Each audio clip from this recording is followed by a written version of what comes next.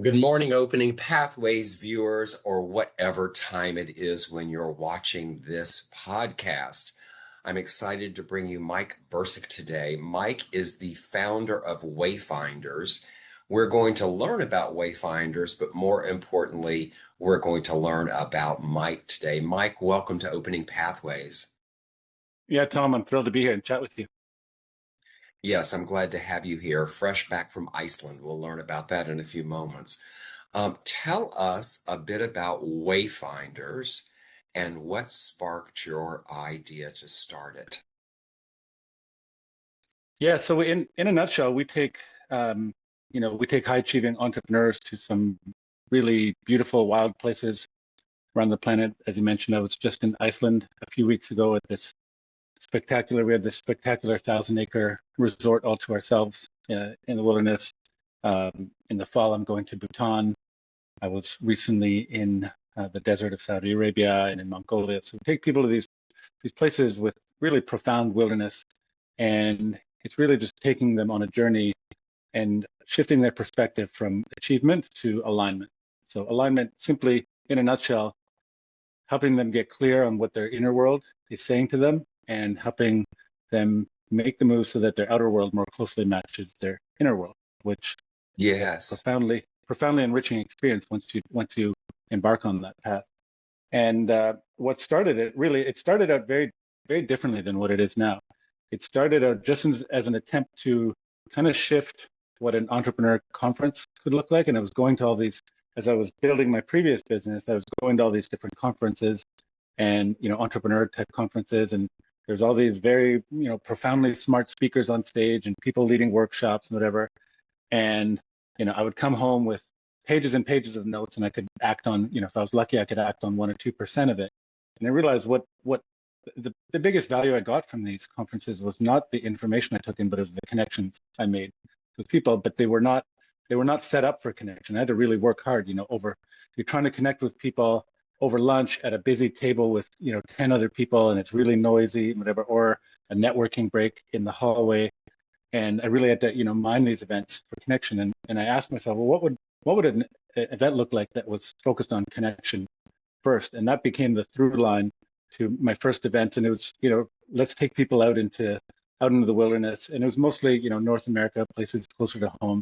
But let's take people out in the wilderness. Let's do some fun, challenging things together because people tend to bond.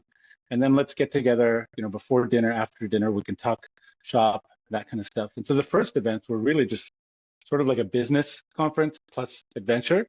And then over the years, as I started taking people farther and farther away, I noticed the farther I took them out of their familiar context, the more of a profound personal journey it became, just because it created a context for people to actually slow down, be exposed to totally different ways of life, an opportunity to connect with themselves. And so I started to lean into that more and create a personal journey that mirrored the traveling journey that we were taking Yeah. people on. And Yeah.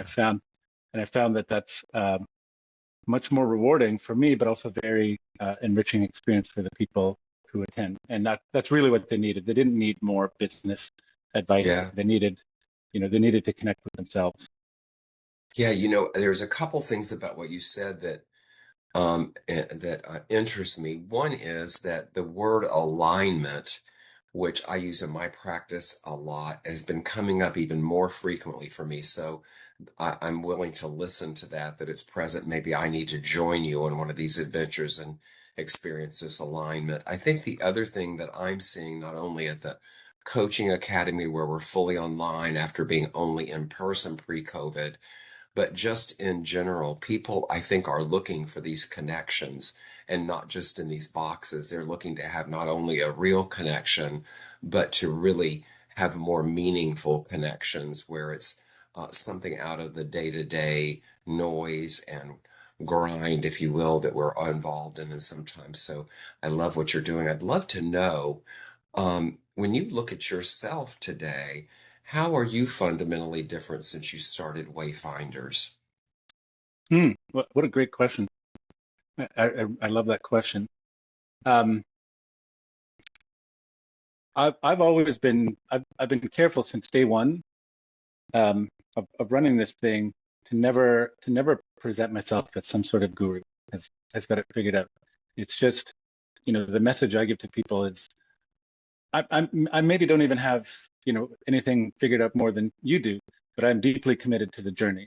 And I'm deeply committed to the journey of exploring who I am, to get closer to the truth of who I am, and then make the steps that are required externally to align my life around that truth. And if sounds like an interesting journey to you, then come along for the ride. And I'll share a little bit about, the practices and the journey that I've been on. I will help create a container for you to do that work, but I'm not a coach, I'm not a guru. I will give people some tools, but really the work is their own. And so for me, what's been really important is that I stay committed to that journey, because there's so many charlatans in this world of healing and Yes. personal growth. And I was just talking to my friend, he's an incredible coach and healer in his own right, and we were talking about this yesterday. He and I are collaborating on an event in the fall, and I am very careful to surround myself with people, co-facilitators, and people who help me, who have deep integrity and who have done the work, who have really truly committed to the work. And what we came up with was this idea of groundedness, or rootedness. And people who have really done the work are deeply grounded. You can feel, what I said to him is around those types of people, you can feel a deep sense of safety in their presence. Hmm. And because they are rooted and they're deeply grounded, and there's so many people in this world who are not really there, and there's just something about them, their energy, they haven't quite really done the work. And of course the work is never done, but there's too many people who go off to Peru and do a week of sitting with ayahuasca, and then they come back and, oh, I've seen the light, now I'm a healer. And they have not done the requisite amount of work to develop that groundness, and it can be a very dangerous place Yeah. when you're working with people who don't have that groundness. And so for me, in answer to your question, have I changed? I've really committed to this journey of finding my own ground, finding my own roots that anchor me, in the earth, in my own truth, so that I can sit with people and I can hold their journey within my own. I can not be shaken by it. I cannot abuse that. I take it very seriously. And so Hmm. that in a nutshell is the essence of my journey, is just discovering, that truth of who I am at my core, which is sort of like the roots that go into the ground that anchor me.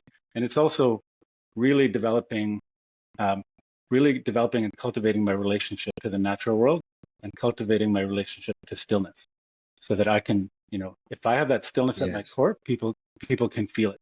And if I don't have that, if I feel shaky, if I feel a little bit like a storm, then that's going to sweep people up, because if they have their own storms going on, it's not going to work well if I'm not Yeah. rooted. So Yeah, hopefully that you're answers. flooding my mind with memories of times in the past where I've done, whether it's silent retreats I used to do at a place here in the Bay Area, 365 acres that even had white deer on it, it's all in silence, and some other things I've done, and how profound it was. And again, I'm reflecting that I probably could use a little of that, like many of us, if we're willing to step into it.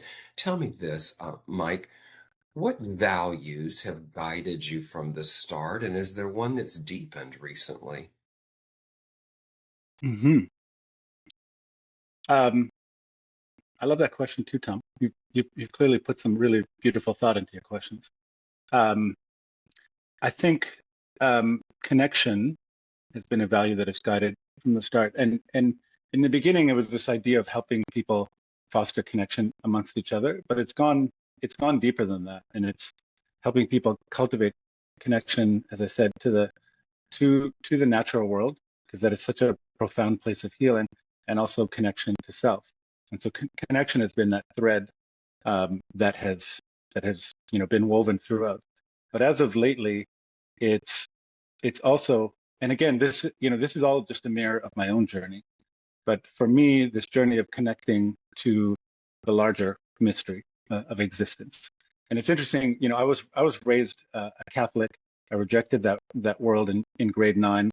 It didn't really align with me, and so I kind of threw out the baby with the bathwater, and I threw out the whole notion of God and spirituality and all that, out in grade 9. And it's only been actually in the last few years that I've started redeveloping my relationship to this notion of God, and that I've become comfortable with this notion of this word God, because to me, God meant some some some separate entity, some bearded man in the sky who just looked down at me and judged me and wanted to punish me, which certainly Right. did not resonate. Like what a terrible existence that would be.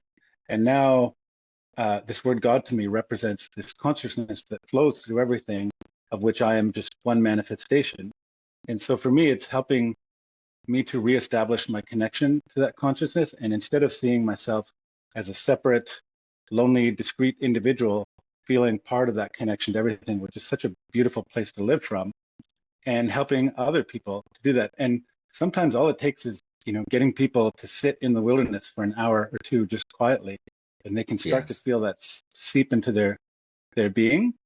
And when you feel that in the core of your being, the way you move through life is profoundly different. When, if I understand that you and I are profoundly connected, that we are just different manifestations, it's inconceivable for me to want to cause you harm, because I'm just causing harm to myself, to the same Yeah. consciousness that we spring from. And it's inconceivable of me to want to, cause harm to the force or whatever that may be.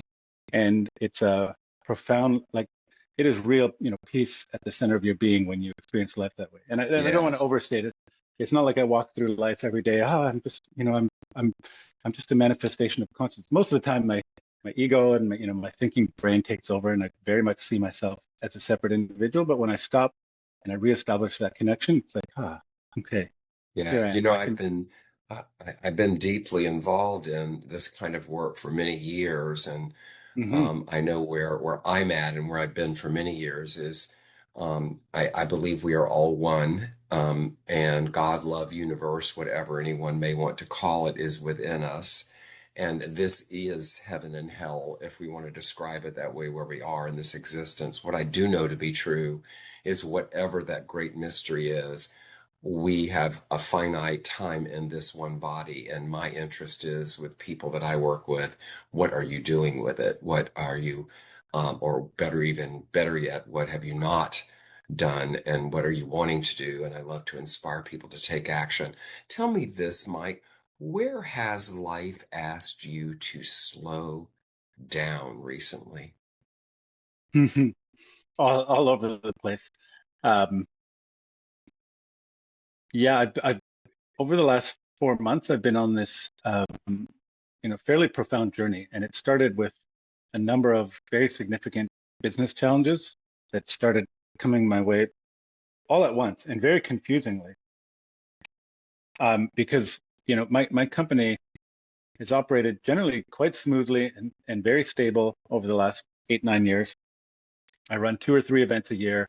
They always sell out well in advance. I have a very loyal clientele. It's very profitable, and there's been honestly very little struggle in that. And then all of a sudden, all of these things started happening at once. And there was about a week of, kind of woe is me, thinking like, what is happening? Oh my God, this is terrible. It really felt like an existential threat to my company, to me. And having been through this cycle enough times at this point in my life, I'm 55. I can look back, every one of those profound struggles I've been through, and even the, not so profound, but they've all carried within them some incredible gift, some incredible teaching, some lesson and opportunity for evolution and growth. And the person who's come out the other side of them each time has been just a little bit better, a little truer version of me. And so I was able to, and when the first time this happened in my early 30s, I went through a 2.5 year battle with depression, really, really dark period. And there was a lot of woe is me concept. And it took maybe about a year and a half before I found this really gifted therapist, and I started to, appreciate and take in some of the lessons. Now, having been through that cycle enough times, I can stop myself much earlier in the process and ask myself, what is life asking of me right now? Where am I being asked to grow? What am I being asked to learn?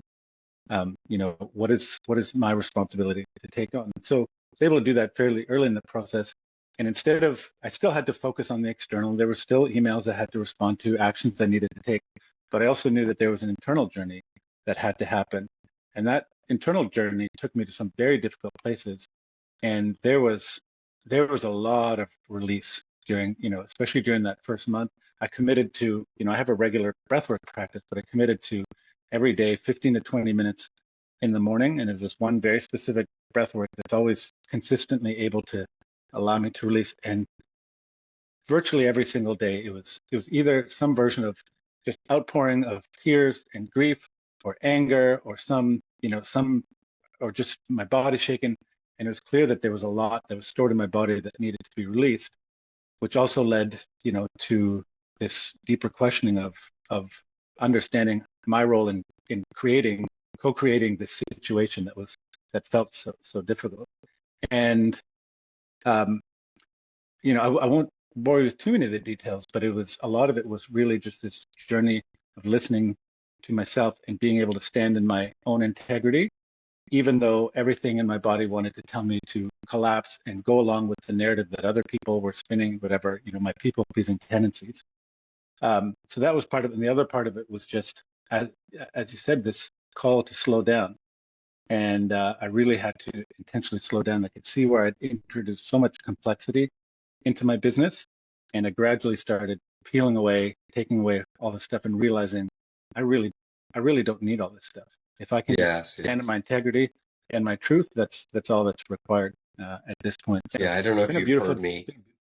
Yeah, Go ahead. I don't know if you've heard in my book talk about terrible gifts, but you might want to take a look at it. It sounds like you got a Love it. terrible gift. So tell me Yeah. this, Mike, how has your relationship with risk changed in the past few years? What's happened with you as it relates to risk? Mm.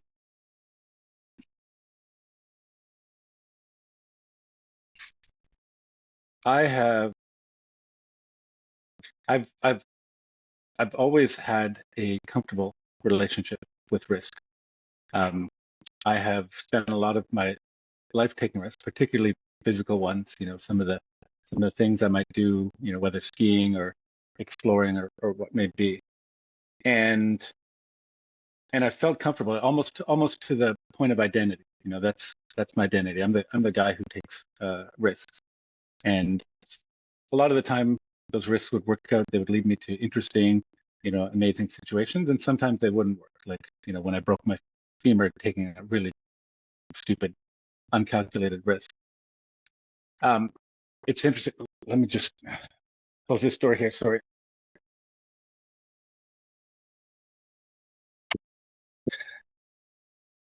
It's interesting how my relationship to risk has developed over the last little while.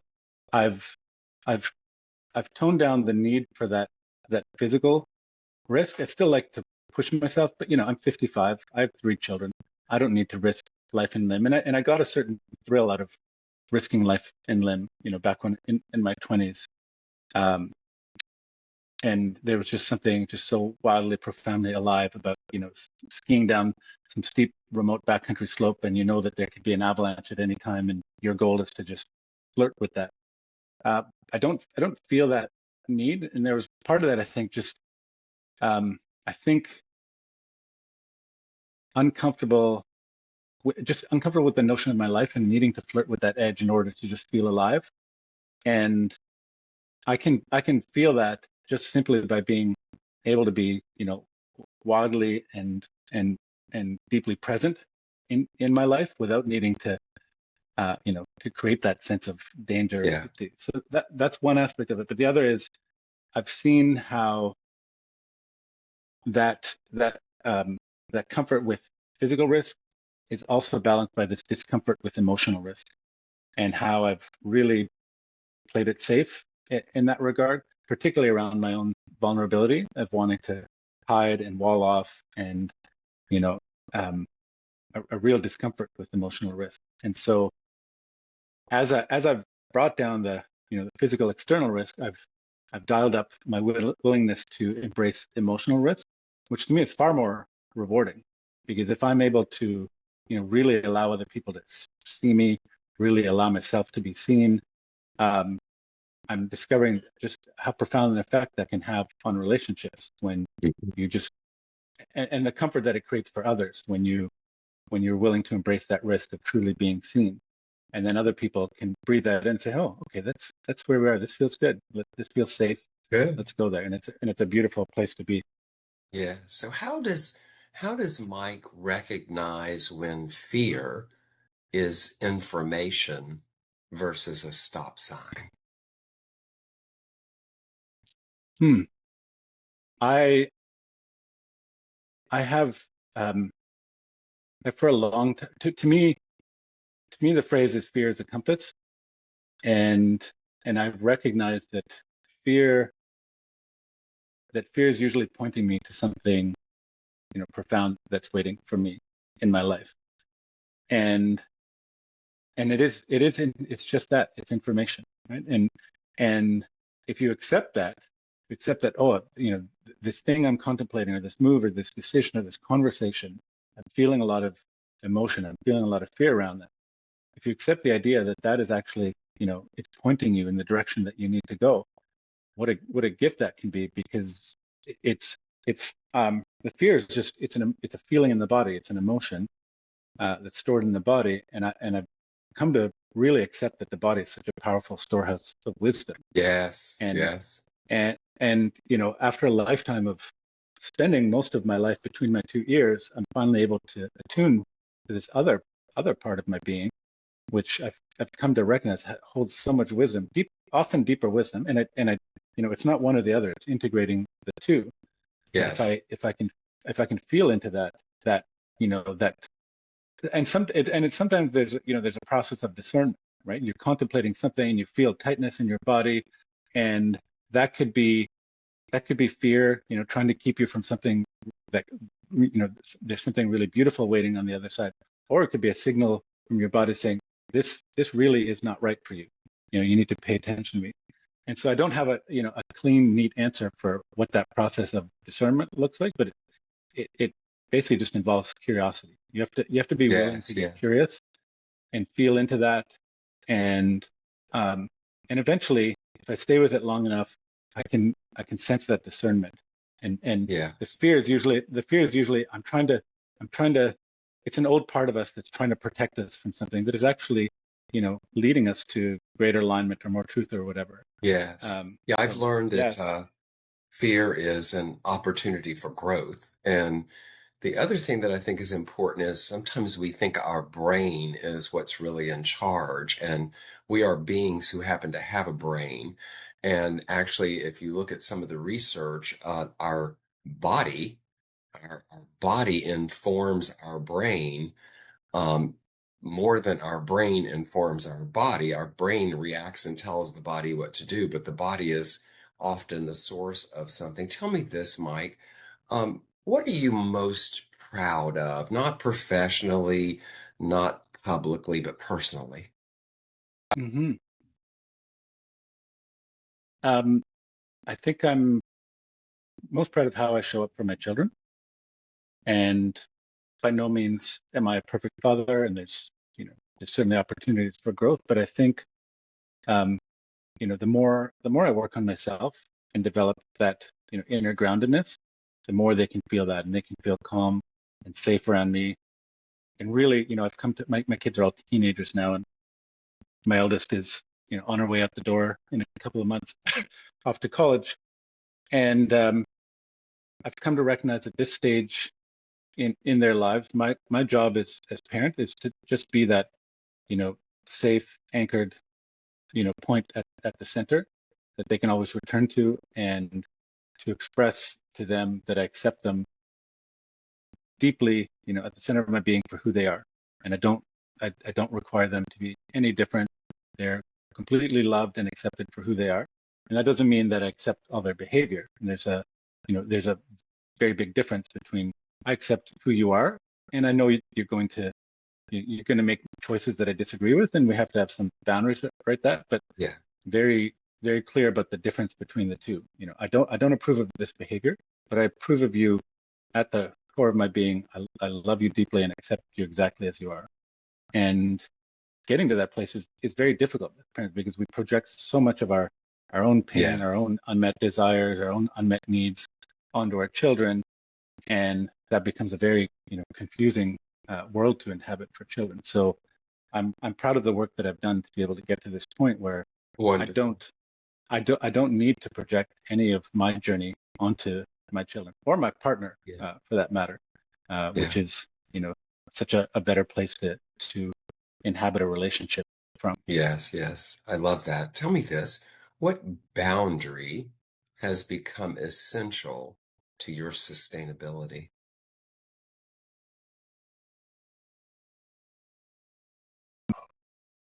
I think I think it's a personal boundary, a boundary I set with myself, and that's the boundary of not withholding truth, of being being willing to embrace difficult conversations, being willing to embrace difficult decisions.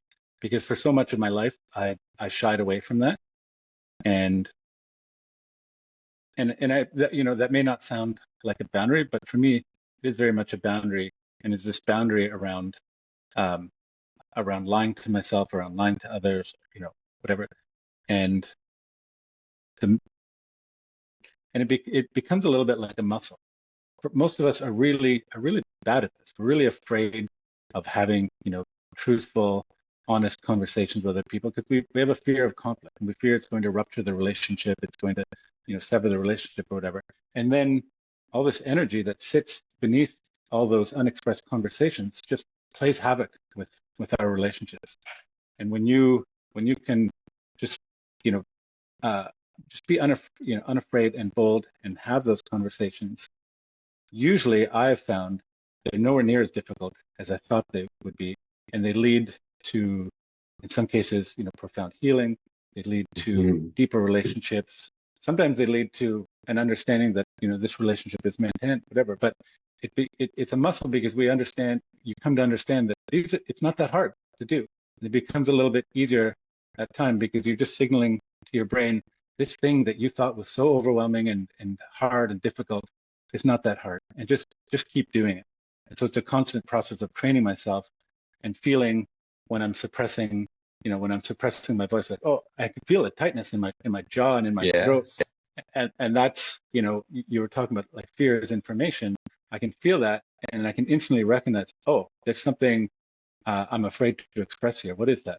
Let's get curious and let's express that, because if I just keep this bottled up in my throat, it's going to cause me harm and pain. It's going to cause the relationship harm and pain.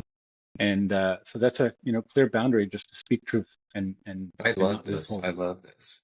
Yeah, Mhm. I couldn't agree with you more because I think when we, and I've not always done it, but I think when we don't, sometimes it's fear of judgment. There's so many things in play, but I loved what you said that, it's sort of almost festering below. And what typically happens then, there's an explosion, and then you're doing it from emotion instead of just having a conversation and sharing ideas, albeit difficult at times, and learning from it. Instead, you've now got to clean up all the emotion of it, which leads me to my next question, Mike. What have you learned about trust since you've been doing Wayfinders? Ooh, I want to tell you a story from the Peruvian Amazon. It's okay. We were we were at a lodge. It's called the Tambopata Research Center, and it's deep in the Peruvian Amazon, and it's about 5 hours upriver from from a place called Puerto Maldonado, and it's this beautiful lodge deep in the Amazon. One of the Tambopata Nature Reserve is one of the largest protected tracts of, of forest in the jungle. And so we spent a week there, just really exploring and inhabiting this area. We spent time with the local community, with a local shaman. It was really mind blowing to walk through this forest, this jungle with this shaman, and it was just fascinating. He spent 30 years training as a shaman before he felt he could inhabit that title. And to walk through the jungle with him was such a profound experience. He he knew every single thing in that jungle, every leaf, every beetle, every snake, every being, every tree. But not only did he understand all these things, he understood the complex web of relationships that everything inhabited, the relationship between this beetle and this leaf, and the relationship between this ant and this tree, and it was so fascinating. And he, we were talking earlier about the sense of being one with God, so to speak, being one with this consciousness, and he deeply inhabited that in his being. He understood this web of everything. He did not see himself as separate from the jungle. He was just part of this jungle, and he was just a different manifestation of it. And so I think it was the second last day of the event, and I like to do this frequently during my events, where we take people out into wilderness and we have them sit on their own, in silence, in relationship to the land, in relationship to these wild environments. It's a little trickier when you're in the Amazon, because you can't just take people out into the jungle and you'd never find them again, right? So we just took people along this path, and every 100 meters or so, we drop people there and say, hey, just sit here. We'll come get you in a couple hours. And so did that, and then I was the last person to sit, and I sat sort of at the end of the line. And for about an hour, I just sat there quietly, and I meditated. And then I started, about an hour into it, I started hearing this word trust. And paired with that was this word surrender. And I stayed attuned to that, and I was listening, and it kept coming up: trust, surrender. And after a while, it became very clear that this was the jungle speaking to me. It was telling me to trust and surrender. And I said, okay, well, that's interesting. How do I trust and surrender? And the jungle said to me, you need to trust and surrender to me. I said, okay, well, what does that mean? You need to lie down. Just lie down on the jungle floor, which is a crazy thing to do, because the jungle is rife with all sorts of creatures that can do you a lot of harm, including, this place was just crawling with bullet ants, and bullet ants have one of the most painful bites in the world. It's one of the most painful experiences you can have. And so I spent about 5-10 minutes wrestling with the jungle and saying, that is completely bonkers. There's no way. I'm not lying down here. I'm going to die if I do this. And the jungle said to me, well, if you can't surrender to me, then how can you surrender to life? How can you surrender to the beautiful mystery that's unfolding all around you all the time? And if you want to just keep trying to control life, then fine, go through life that way. But I'm telling you, there's something profound from surrendering. And finally, after 10 minutes, I said, okay. And I just lay down. And I lay down on the jungle floor, surrounded by beetles and bullet ants and giant 10-foot pythons and everything. And I lay there for about an hour. And partway through that experience, my whole body just dissolved, and I dissolved into this jungle, and I felt completely enveloped by this jungle and by this world. And that, felt, there was no psychedelics involved. There was no substances or anything. It's just this experience of profound oneness with the world and with this jungle. And it was such an incredible experience. And that was the beginning of this journey of trust, of trusting in myself, of trusting in this greater world, of trusting in the mystery. And again, I still, my ego, my consciousness, my day-to-day consciousness wants to take over and tell me, don't trust, and the anxiety takes over. But I can close my eyes and I can go back to that jungle and just remember, this idea that the universe has my back. We Yes. are connected. Yeah. So Yes, I that love to this me, story. yeah, that to me is the Yeah, ultimate trust. Just trusting in yourself and trusting in yeah. this bigger mystery. Yeah, you were um an amazing profound thing there, because I'm not sure I would want to lay down with the pythons and the bullet ants either. And but you're speaking to something I love, the mycelium network, where there's this network that if we tap into it, I like to say that my experience of nature, which I spend quite a bit of time in, if you back in the old days, people that are too young won't remember this, but our computers automatically do something called defragmentation, where it clears Yeah. out all these bits and pieces. So, and we used to have to manually do it. And so for me, being in nature is like defragging my brain. I find that I don't take music, I don't do anything but try and be one with whatever happens and the sounds and the smells and what I see and use all my senses. And I find that it really, really clears. I love what you're doing, Mike, from so many reasons, but especially this idea of becoming one with something that we are part of, that we often act like is separate from us, because quite frankly, as I know you know, without it, we would not exist, including the bullet ants, because they're here to serve a purpose, whether we like them or not. So tell me this, Mike, what does renewal look like for you beyond the typical day off or I'm going to take some time off? What is it that renews you that you consciously do? Hmm. It comes back to that word connection, and the the four manifestations of it that I try to cultivate on a regular basis are connection with others, and that's really deep, genuine connection, um, and that's people that I can be open with, people that I can be vulnerable, people that I can be safe with, and that I can express the same to them, and they can feel safe around me, and there's deep alignment between us. um, Connection to the natural world. So for me, that's intentionally.